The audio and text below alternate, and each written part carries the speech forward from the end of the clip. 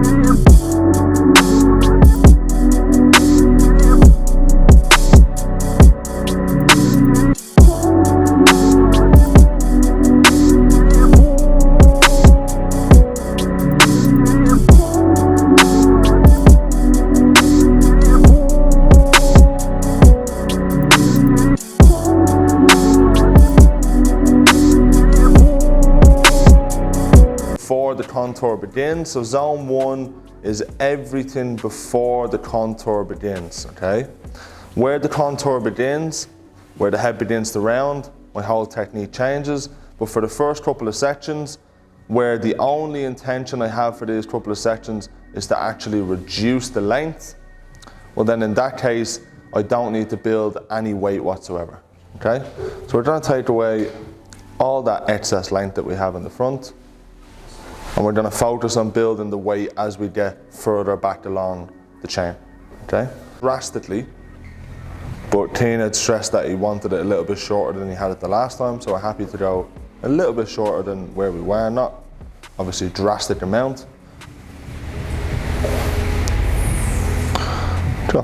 So what I'm doing here, guys, is just making sure that that area around the front where that taper is going to happen is super clean. Fingertip to first knuckle, micro elements coming into play, not trying to cut the whole line in one go. Bang on with the contour, okay? Look where the contour begins. So for these first couple of sections, guys, all I'm doing is elevating the hair, so there's no over direction. The hair is coming out directly from the base. I'm creating a square cutting line, so there's no longer point or shorter point. The line is all the same length from top to bottom, because the only intention in here is to reduce weight, not build weight.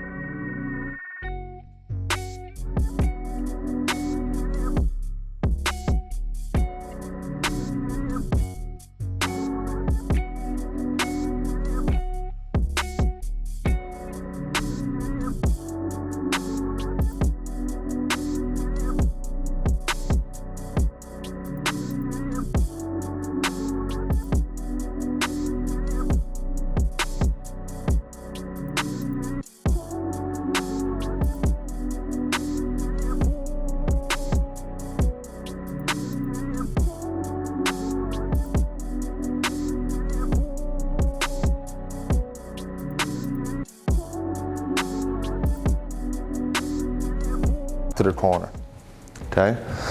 And what you get is this massive buildup of weight either this way or sometimes that way. Depends on what way the over direction happens. Some people do it in, some people do it out. Either way, over direction in the back horizontally is not what we want. So let me break this whole section down, okay? Much when we get beyond the crown and the contour on this part of the section. So once we finish here and we move into this part, this is where people fall down, okay? Let's walk through it very slowly.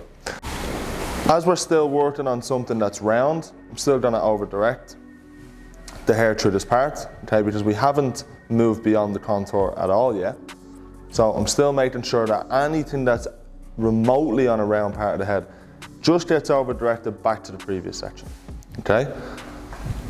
Now, here's my two round surfaces are complete.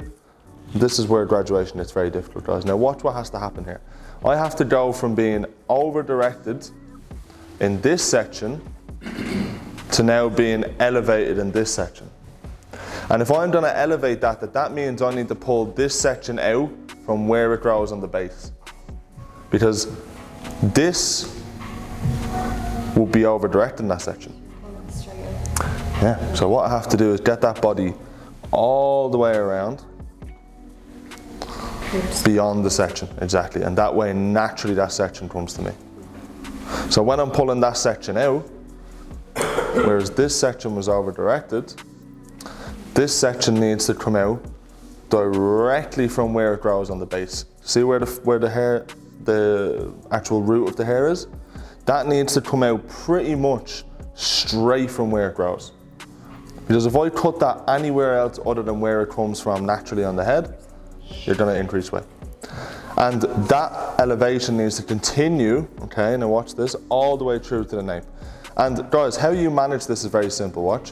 What I do is I bring the teeth of the comb in, and I don't elevate the comb until the teeth reach the end of section. See there? And then I just pull out straight, bang. And that means that I've got zero over direction, all elevation.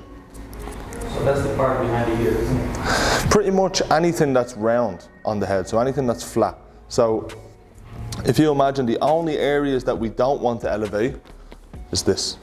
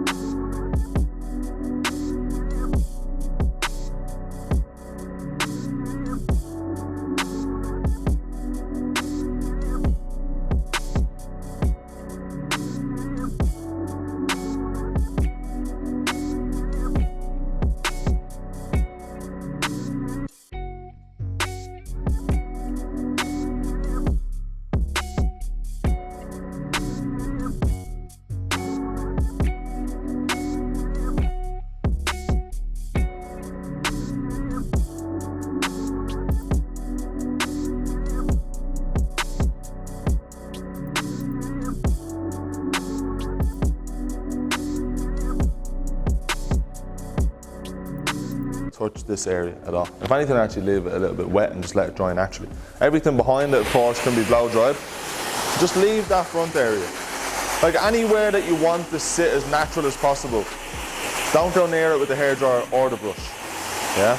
And if you are going to do it, just go through it and just almost imagine you're taking the kind of heaviness of the water away from it, and that's it.